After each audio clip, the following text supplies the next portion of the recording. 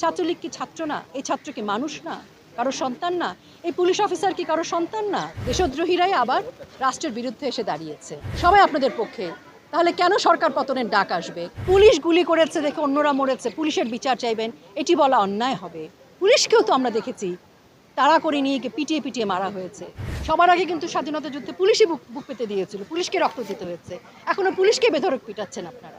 আমি আমার বাংলাদেশকে ভালোবাসি, একজন দেশপ্রেমিক নাগরিক হিসেবে আমি মনে করি আমাদের প্রকৃত স্টুডেন্টরা আমাদের যে আন্দোলন নিয়ে মাঠে নেমেছিলেন, এই প্রকৃত স্টুডেন্টদের এই আন্দোলন একটা রাজনৈতিক গ্রুপ ছিনতাই করে ফেলেছে এবং ছিনতাইয়ের কারণে আজকে যে ধ্বংসযজ্ঞ, অরাজকতা, নৈরাজ্য, সহিংসতা এবং যে লাশের রাজনীতি আমরা দেখছি, সেই রাজনীতির আজকের যে পরিণতি গতকাল রাত পর্যন্ত আমরা দেখেছি, সেটি হচ্ছে সরকার পতনের রাজনীতি।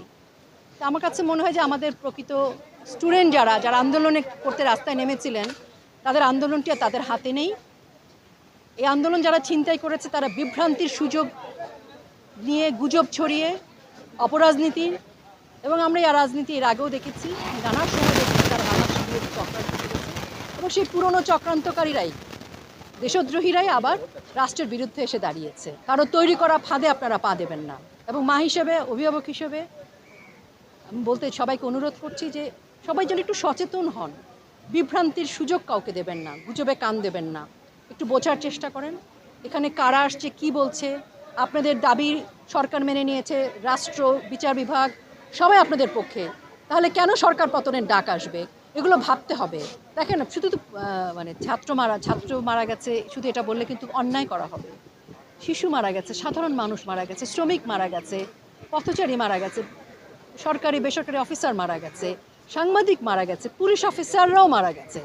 কাজে আপনাকে তদন্ত করে বিচার চাইলে যারা নিহত হয়েছে প্রত্যেকটা মানুষের হত্যার বিচার চাইতে হবে, প্রত্যেকটি মানুষের। আপনি শুধুমাত্র মানে পুলিশ গুলি করেছে দেখে অন্যরা মরেছে, পুলিশের বিচার চাইবেন, এটি বলা অন্যায় হবে। পুলিশকেও তো আমরা দেখেছি তাড়া করে নিয়ে গিয়ে পিটিয়ে পিটিয়ে মারা হয়েছে, খুঁচিয়ে খুঁচিয়ে মারা হয়েছে। ছাত্রলীগের ছেলেদের ছাদ থেকে ফেলে দিয়ে পায়ের রগ কেটে দেওয়া হয়েছে, চোখ উপড়ে ফেলা হয়েছে। ছাত্রলীগ কি ছাত্র না? এই ছাত্র কি মানুষ না? কারো সন্তান না? এই পুলিশ অফিসার কি কারো সন্তান না? সে তো মানে কোটায় চাকরি পায়নি, মেধায় চাকরি পেয়েছে। সাংবাদিক কি কারো সন্তান না? সাংবাদিক কি কোনোদিন ছাত্র ছিল না? তাহলে সকল মৃত্যুর বিচার চাইতে হবে। শুধু ছাত্র মারা গেছে কথাটি যদি বলেন, তাহলে অন্য যারা মৃত্যুবরণ করেছে তাদেরকে অশ্রদ্ধা করা হবে। সকল মৃত্যুই অনেক গুরুত্বপূর্ণ, এখানে সবার বিচার চাইতে হবে। এবং এই বিচার করবার জন্য মাননীয় প্রধানমন্ত্রী বঙ্গবন্ধু কন্যা বলেছেন, তিনি জাতিসংঘকে আহ্বান করেছেন, তিনি বলেছেন অন্য যে কোনো দেশ থেকে এই তদন্তের জন্য আসতে পারে, উনি স্বাগত জানিয়েছেন। আমি শুধু অনুরোধ করব, কারণ নাম উল্লেখ না করে, যে এমন কিছু বলবেন না, এমন কিছু করবেন না, এমন কিছু দেখাবেন না যেটি দুদিন পরে প্রমাণিত হয় মিথ্যা, গুজব। এই বিভ্রান্তির সুযোগগুলো যারা করছে তারা আসলে এই আন্দোলনের পক্ষে না, তারা আন্দোলনকে জিম্মি করে রাষ্ট্রের বিরুদ্ধে গিয়ে দাঁড়িয়েছে। আপনি সরকার পতনের আন্দোলন করবেন রাজনৈতিক দল হিসেবে, আপনি করুন না আন্দোলন।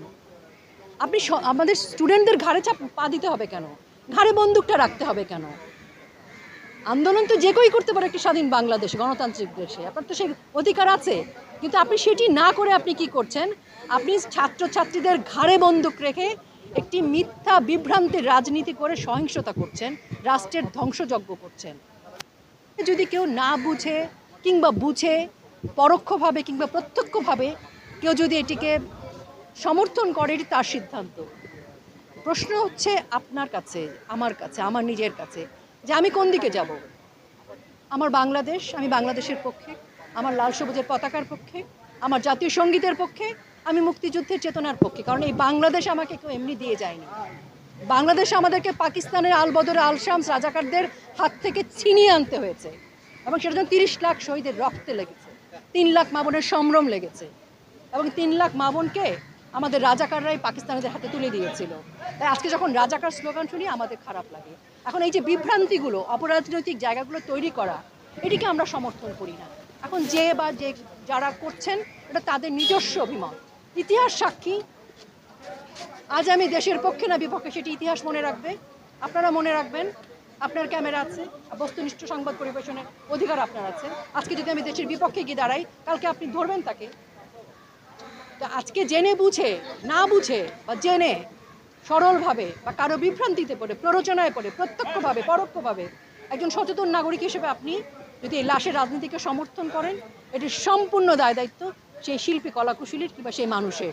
দেখেন, আমরা অনেক রকম ফুটেজ দেখেছি, সেখানে আমরা অন্য রাজনৈতিক দলের লোকজনকে দেখেছি যারা একদম চিহ্নিত অন্য রাজনৈতিক দলের সদস্য।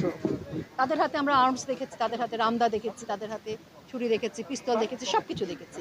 তাদের আক্রমণ দেখেছি। হ্যাঁ, আমরা কোথাও কোথাও দেখেছি পুলিশ হয়তো কাউকে পিটাচ্ছে, দৃষ্টিকটু লেগেছে, ছাত্ররাও পিটাচ্ছে, ছাত্র নামধারী যারা অপরাজনৈতিক। এই সব কিছুর তো তদন্ত হবে, মাননীয় প্রধানমন্ত্রী বলেছেন, আমরা বলছি, আপনারা বলছেন। তাহলে বারবার ঘুরে ফিরে আপনি পুলিশের কাছে কেন যাচ্ছেন? পুলিশ কি আপনাকে কোনোদিন সুরক্ষা দেয়নি? সবার আগে কিন্তু স্বাধীনতা যুদ্ধে পুলিশই বুক পেতে দিয়েছিল, পুলিশকে রক্ত দিতে হয়েছে। এখনো পুলিশকে বেধড়ক পিটাচ্ছেন আপনারা। পুলিশের কারো দু একজন পুলিশের মধ্যে ভুল ত্রুটি থাকতেই পারে, সেটি বিচারের আওতায় আসবে। তার মানে তো এই না যে আপনি পুলিশকে মেরে ফেলার ক্ষমতা রাখেন। দেশ বিদেশের সর্বশেষ সংবাদ সবার আগে জানতে ক্লিক করুন risingbeauty.com। প্রতি মুহূর্তের খবর অনলাইনে।